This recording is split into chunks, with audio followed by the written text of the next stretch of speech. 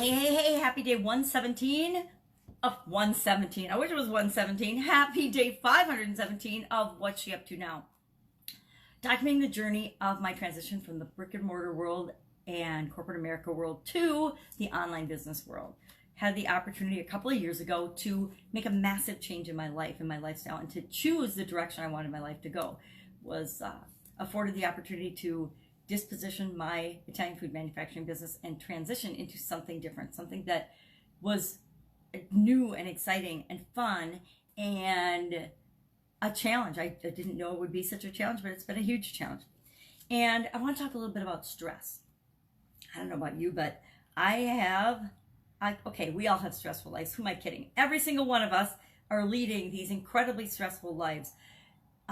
Of course, it's all self-imposed. We hate to admit that, but it is, because we're faced with so many choices and so many decisions and so many different things bombarding us every day, every instant of every day, that it's become super stressful. Our world, it's running at a frantic pace, and when we're not careful, and I have not been careful in the past, we find ourselves running through our life and letting the things outside of us just totally, boom, send us flailing around in the wind and not necessarily going in our direction, in the direction of what is really best for us, what makes us feel good. And our purpose, guess what? It's really just to feel good, to find ways that we as an individual always can strive for feeling better, for feeling good. Our purpose is, I believe our purpose is to experience this life as only we uniquely can. And that, of course, shows up differently for each of us. But stress shows up. Yesterday was a stressful day, and it really shouldn't have been a stressful day. It was a usual day, but things happen and things come up outside of us that we allow to create stress in us. I allow things to create stress in me that involve other people that I love and care about the most. When they're stressed out or having a hard time, I take that on. I feel their pain. I feel their stress. And I need to get better. I would love if you would share in the comments below what you do to kind of shield yourself and protect yourself from taking on other people's drama and other people's stress, because I definitely need some shielding and some protection and some help in that area. I take on way too much of what goes on outside of me. Still, you think I would have figured it out by now and learned, but I still do that. I still find that I am susceptible to that. I'm susceptible to outside situations and stress, especially with people that I love and care about. I think I've let the rest of the world's stress go, but I continue to. We always will worry about our children. I don't know how you get over that. We will always be concerned and feel their pain. But I definitely need to work on that. There's good kinds of stress. There's eustress, E-U, stress, and there's DeStress, D-E, stress. Eustress is when something awesome happens. You get a promotion, you get a raise, you win the lottery, right? Those are all good stress things. You get married, you have a baby, whatever. Good stress things. But again, everything in our life seems to be balanced. We live in a dual universe where everything is balanced. That's why they say opposites attract. Because for the good, for us to really appreciate and understand and be grateful for the good, of course, bad things happen. It gives us something to compare things to. We live in a very comparative world where we're always comparing ourselves to other people and other things and other situations, which again, one of our biggest challenges is to pull ourselves in and realize that the only competition, the only person that we ever need to compare ourselves to is who we were yesterday. Just compare ourselves to our own journey and our own progress. Because comparing ourselves to anyone else will cause amazingly negative, usually de-stress.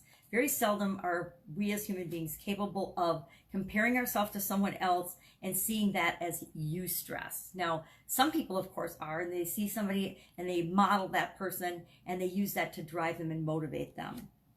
But I would say even I'm good. I try to do that, but it's a challenge, right? Because it causes stress. I actually, when I first started in the online world, which is maybe why it's taking me so long to get the level of success that I personally want, and now that sounds like an excuse, doesn't it? And I'm talking about the past, so it's not an excuse. I'm just talking about a situation. I discovered and found that I was comparing myself to other people with totally different backgrounds, totally different situations, totally different experiences, and was finding myself wanting, not measuring up. Why hadn't I done this as fast as they had? Why didn't I have, 10 million followers? Why didn't I this? Why didn't I that? Why didn't I understand this stuff that I was trying to learn technologically as well as other people? Well, how did that make me feel? It made me feel like absolute crap, right? When we compare ourselves to others, we're never gonna come out smelling like a rose, because we don't have the whole story. We don't know what's going on. We don't know what their experience has been. We don't know what their thinking and mindset has been. We don't know what has happened along their journey that has caused them to be where they are right now. But it's always way more than we see, right?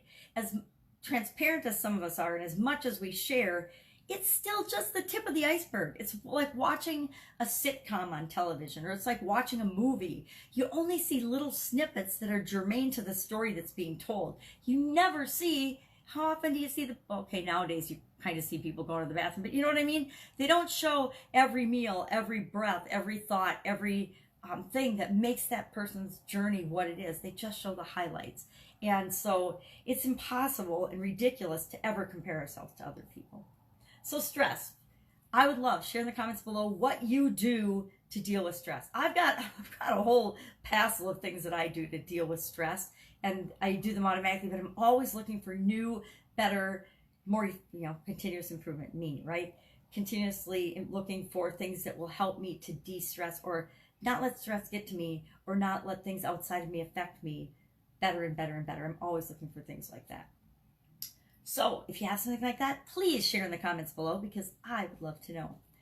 What am I working on as I'm transitioning? The 90-day challenge, day 57 today, talking about the outer offer, the part of the offer that has to do with external factors that stress us out, like time, money, competition, not knowing or needing something else that you think you need to get the result that you want from whatever it is that we're offering you.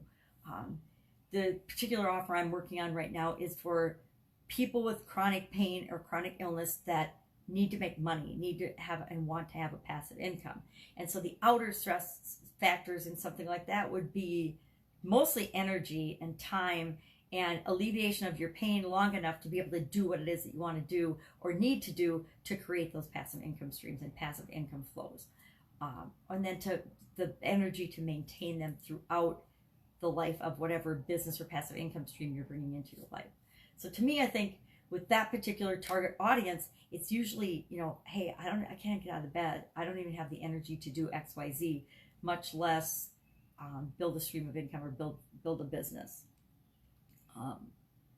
And then the time plays into that, because it's the time in between feeling bad. When you have chronic pain or chronic illness, we feel like, I'll tell you right now, it feels like it's always there and always present and omnipresent. And it's like a big foggy cloud or black cloud that's always surrounding you, or a cloud of smog that's always surrounding you and keeping you trapped in this feeling of not being able to break out of it.